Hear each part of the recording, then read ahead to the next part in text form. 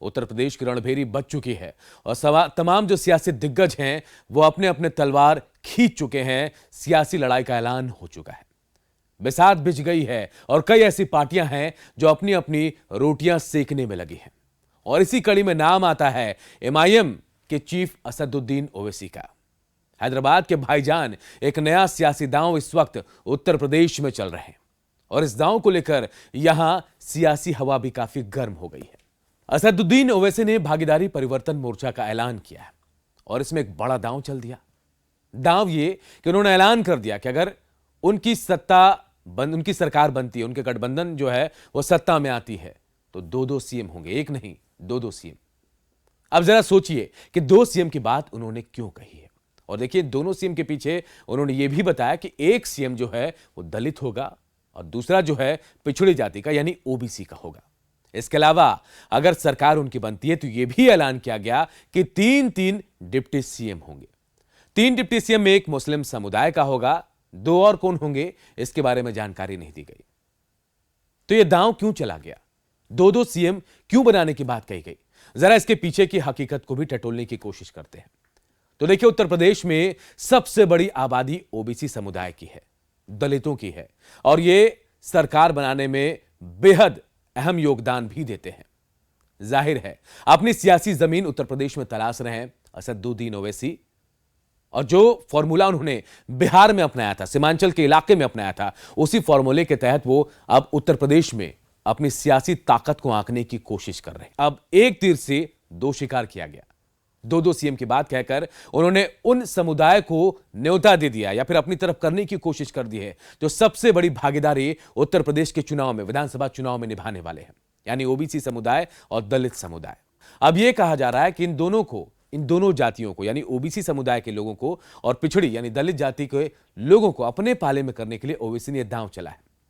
और अगर ऐसा होता है तो इसका बड़ा फायदा ओवैसी को मिल सकता है।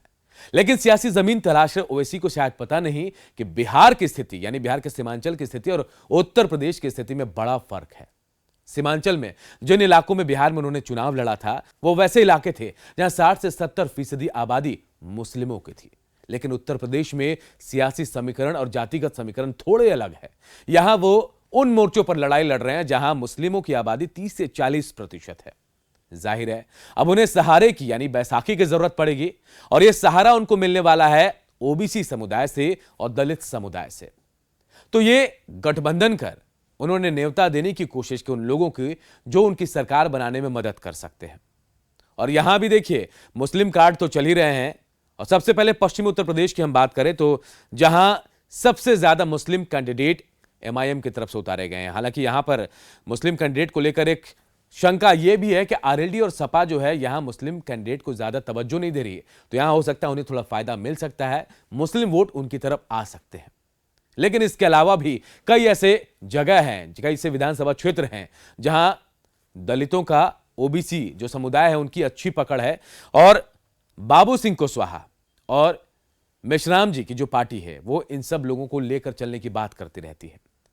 राजभर साहब ने इससे पहले विधानसभा चुनाव में परिवर्तन मोर्चा बनाया था। ओम प्रकाश राजभर तो चले गए, लेकिन अब बाबू सिंह कुशवाहा और वामन मेश्राम ने मिलकर एमआईएम को समर्थन देने का ऐलान कर दिया है। देखिए अब यह सियासी दांव कैसे चला जा रहा है। 2 सीएम और 3 डिप्टी सीएम, यानी सभी समुदाय को साधने की कोशिश की जा रही है। अगर मुस्लिम समुदाय से डिप्टी सीएम आता है तो जाहिर है असदुद्दीन ओवैसी अपने समुदाय के लोगों को अपनी तरफ खींचने की कोशिश कर रहे हैं। दलित अगर सीएम बनता है तो दलित समुदाय के लोगों को ऐसा लगेगा कि ये पार्टी जो है, ये गठबंधन जो है, उनकी बातों को आगे बढ़ा सकती है, उनकी मांगों को मान सकती है, तो उनका झुकाव भी हो सकता है। ओबीसी की बात करें तो ओबीसी का एक बड़ा तबका है जो उत्तर प्रदेश में सियासी समीकरण को किसी भी तरफ मोड़ने में सक्षम है। और ये ओबीसी की तरफ से अगर किसी को सीएम फेस बनाया जाता है, अगर सीएम बनाया जाता है, तो जाहिर तौर पर ओबीसी का भी एक बड़ा तबका उनकी तरफ आ सकता है। ऐसी कोशिश की जा रही है असदुद्दीन ओवैसी की तरफ से। लेकिन यह कितना फायदा पहुंचा पाएगा उत्तर प्रदेश के चुनाव में, यह कहना थोड़ा मुश्किल लग रहा है, क्योंकि यहां समीकरण कुछ और है।